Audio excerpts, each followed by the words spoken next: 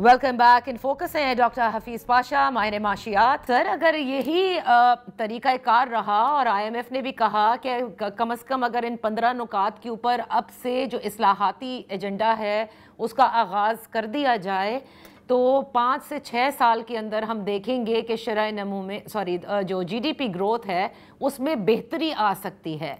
सो मैं ये आपसे जानना चाहती हूँ, because you been part of the system for some time also, तो क्या वजह है कि हम इस्लाहात नहीं कर पा रहे या ये हुकूमत नहीं कर पा रही, जबकि ये तो मजबूत हुकूमत है? देखिए, बात यह है कि IMF ने पहली दफ़ा कुछ ऐसे अल्फाज इस्तेमाल किए हैं जो पिछले 24 प्रोग्राम में उन्होंने इस्तेमाल नहीं किए। और इसमें जो governance and corruption diagnostic assessment report में एक बहुत ही नुमाया तौर पर एक बहुत ही नई और मुनासिब बात की है, और वो है आपका एलीट कैप्चर, यानी कि अशरफिया जो हैं पाकिस्तान के, वो किस तरह मुल्क के भलाई के लिए नहीं काम करते बट अपने फ़ायदे के लिए करते हैं। उन्होंने 2-3 नुमाया तौर पर एग्जाम्पल दिए। एक तो चीनी का बरामदात जो करते हैं ताकि कीमतें बढ़ें और प्रॉफिट्स बहुत बढ़ जाएं, उसका एग्जाम्पल दिया है। दूसरा, उन्होंने डिस्ट्रिक्ट लेवल पर यह कहा है कि प्रोजेक्ट्स वही होते हैं जिस डिस्ट्रिक्ट में ख़ास तौर पे एक बड़ा पॉलिटिशियन या एक बड़ा सिविल सर्वेंट हो। तो इस तरह के बायसेस उन्होंने बताए हैं, और ये लैंग्वेज पहली दफ़ा IMF ने पाकिस्तान के कॉन्टेक्स्ट में यूज़ किया है।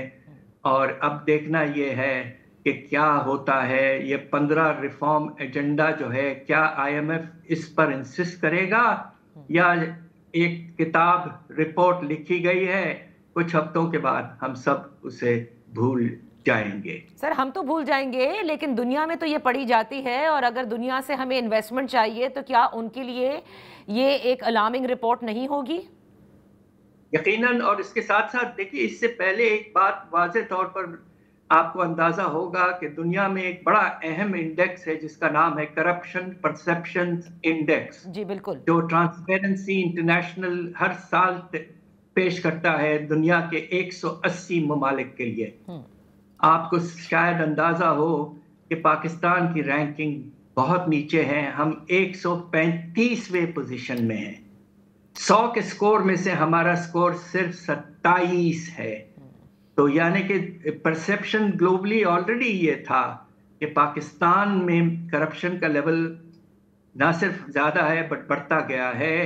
और IMF ने अब आकर सब्सटैंशिएट किया है कि किस तरह से करप्शन होता है। Sir, lastly I would like to ask, because governor State Bank ने भी कहा कि 25 करोड़ से जायद अवाम के लिए ये जो मुआशी ढांचा है ये सही तौर पर फंक्शन नहीं कर सकता, and even he pointed out a lot of changes that needs to be made. मैं आपसे ये जानना चाहती हूँ, अगर अभी भी हम किसी किस्म के कोई चेंजेस नहीं लाते इस डायग्नोस्टिक रिपोर्ट के बाद, इन तमाम लोगों की आइडेंटिफिकेशन के बाद, तो क्या देखते हैं आप?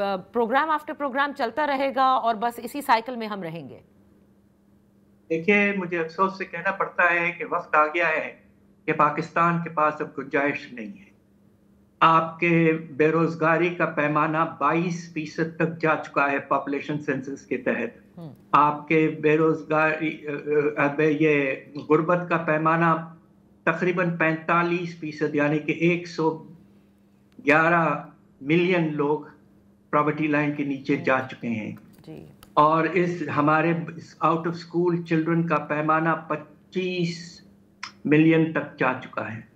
ये ऐसे आदाद शुमार हैं जो पाकिस्तान की तारीख में कभी इतनी तेजी से बढ़ते हुए नजर नहीं आए थे।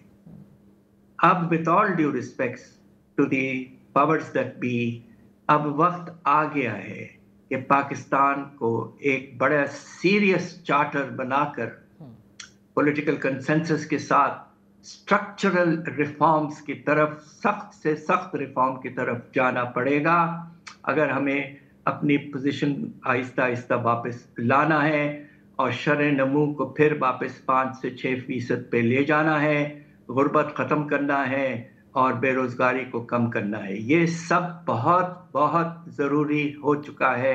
आपके इस वक्त बेकार नौजवान की तादाद 18 मिलियन हो चुकी है। ये नंबर्स मैंने 30 साल से ज्यादा पाकिस्तान पर रिसर्च किया है, मुझे बड़े अफसोस से कहना पड़ता है कि इस तरह के आदाद शुमार मैंने कभी नहीं देखे। बड़ी अफसोस की बात है कि यहाँ तक के हालात पहुँच चुके हैं, लेकिन जैसे डॉक्टर हफीज़ पाशा साहब ने ये कहा कि अगर इस वक्त जो जिनके पास ताकत है, अगर उन्होंने मिल कर के तमाम जमातों के साथ एक चार्टर नहीं होता तो ये मज़ीद हालात ख़राब हो जाएंगे। यानी इन अदर वर्ड्स कि वो जो एलीट कैप्चर का जिक्र IMF की रिपोर्ट में हुआ है, अपने फ़ायदों को छोड़कर मुल्क के मफाद के लिए, माशी इस्तेहकाम लाने के लिए उन स्ट्रक्चरल रिफॉर्म्स पर काम करना होगा। बेहद शुक्रिया डॉक्टर साहब for being with us on the show. इसी के साथ प्रोग्राम का वक्त ख़त्म होता है। कल तक के लिए इजाज़त दीजिए। अल्लाह हाफ़िज़।